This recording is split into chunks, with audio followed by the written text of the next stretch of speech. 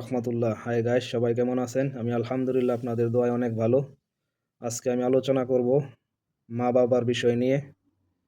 যার বাড়িতে আব্বু আম্মু এখনো বেঁচে আছে। অনেক ফ্যামিলিতে দেখা যায় ৩-৪ ভাই থাকে। তখন আব্বু আম্মু নিয়ে অনেক বাসায় আমি দেখি অনেক বিচার দরবার হয়। বলে এই ঘরে খাবে ১০ দিন, ও ঘরে খাবে ১০ দিন, ও ঘরে খাবে ১০ দিন। আমার কথাটা হলো, আপনার যদি টাকা থাকে, ইনকাম থাকে বা ইনকাম নাও থাকে, মা বাবাকে খাওয়ান। মা বাবাকে খাওয়ালে আপনার জীবনও কমবে না। আপনার ইনকামে অনেক বরকত হবে। মা বাবা দোয়া করলে আপনার ইনকামে আলহামদুলিল্লাহ অনেক পরিবর্তন আসবে। কাজেই আপনারা যার মা বাপ বেঁচে আছে তাদের প্রতি যত্ন নেন, তাদের প্রতি খেয়াল রাখেন। তারা কি খেতে ভালোবাসে, কি কাপড় লাগবে কিনা।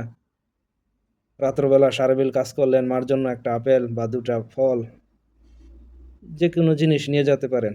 মার হাতে দিলে, আব্বুর হাতে দিলে দেখবেন অনেক খুশি হবে। মা বাবা খুশি হয়ে গেলে আপনার প্রতি আল্লাহ আপনার প্রতি খুশি হয়ে যাবে। তো সকলের বাবা মাকে খেয়াল রাখবেন, ওরা কি খাচ্ছে দাচ্ছে, শরীর স্বাস্থ্য ঠিক আছে কিনা। যারা প্রবাসী ভাই আছেন তারা বাড়িতে ফোন করে খবর নিবেন। মা বাবা এমন এক জিনিস, যদি চলে যায় তাহলে বুঝবেন আপনার মাথার উপর কি ছিল। মাথার উপর একটা বট গাছ, যার মা বাবা আছে তার ফ্যামিলির জন্য কোনো টেনশন করতে হয় না। আমার বাড়িতে আমার আব্বু আছে, আম্মু আছে, সকলে দোয়া করবেন আমার আব্বু আম্মুর জন্য। আমি সবসময় ওদের প্রতি দায়িত্বশীল, খোঁজ খবর নেই। আব্বু আম্মু যখন চলে যাবে তখন আমার ফ্যামিলির বিষয় নিয়ে অনেক টেনশন করতে হবে। আব্বু আছে তাই এই জন্য এত একটা প্যারা নাই। বাজার করা লাগবে, আব্বু থাকলে বাস আব্বু বাজার করে নিয়ে আসে। আম্মু আছে বাসায়, একসাথে খায় সবাই। আজকে আমার ওয়াইফ অসুস্থ হলো, আম্মু রান্না করে দিল। বা আমার আম্মু অসুস্থ, ওয়াইফ রান্না করলো, মিলে ঝিলে কাজ করলো। যখন আমার আম্মু থাকবে না তখন যত অসুস্থই হোক না কেন আমার ওয়াইফের রান্না করতেই হবে।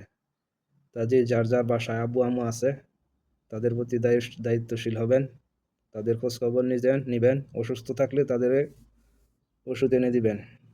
কাপড় লতা লাগবে কিনা জিজ্ঞাসা করবেন। প্রবাসী ভাই বোনেরা যাকার আব্বু আম্মু আছে সকলের প্রতি খোঁজ খবর নিবেন। এটাই আমার কথা, এটি আমি বলার জন্য আজকে আসলাম। তো সকলে প্রিয় বন্ধুরা ভালো থাকবেন, দোয়া করবেন। আমিও সকলের জন্য দোয়া করি অন্তরের অন্তঃস্থল থেকে। এ বলে আমি আজকের মতো এখানেই বিদায় নিচ্ছি।